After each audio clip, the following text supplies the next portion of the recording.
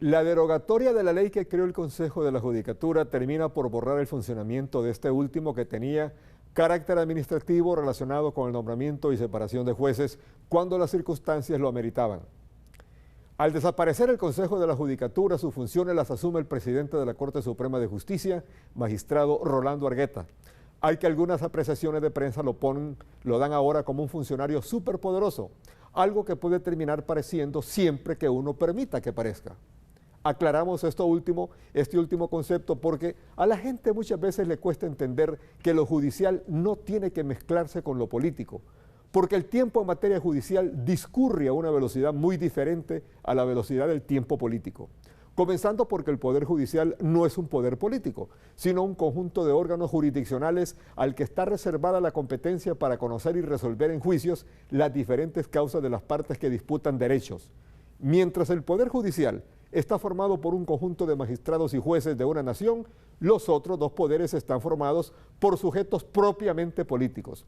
Mientras los diputados formulan las leyes, los jueces y magistrados tienen la misión de interpretar y aplicar esas leyes en todos los casos, ya sean casos dudosos y controvertidos o simplemente siguiendo la tradición histórica de dar a cada quien lo suyo.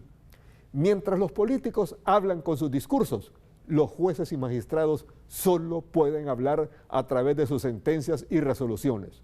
Un político, como puede hablar con un bello discurso, también puede desbarrar con una barrabasada. Es decir, nunca hay que hacer parangones entre un magistrado y un político. Un político en el cargo ejerce la autoridad, mientras un magistrado juez debe estar consciente que una sentencia o una resolución suya puede significar la muerte de una persona. En los tribunales las personas defienden su inocencia y el magistrado o juez debe hacer acopio de todo el aforamiento jurídico para que al emitir sentencia tenga todo el acierto en materia de justicia.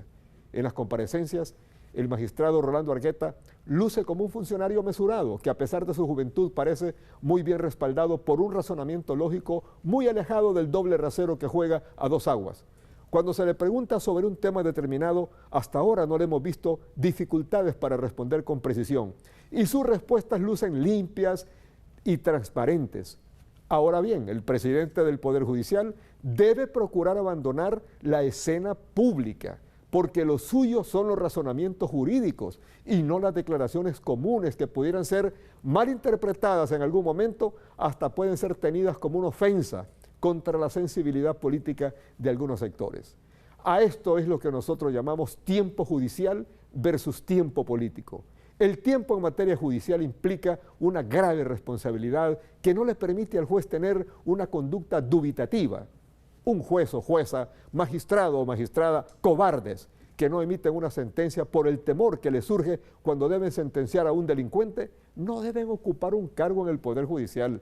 Y cuando un juez o jueza se confabula con el delincuente, sea por asunto ideológico o por lo que fuere, debe ser removido ipso facto de su cargo. Un juez o magistrado no puede impartir justicia con doble rasero, de manera que sea una cosa para gente de izquierda y otra para gente de derecha, porque su obligación es aplicar la ley para hacer justicia sin ver colores políticos.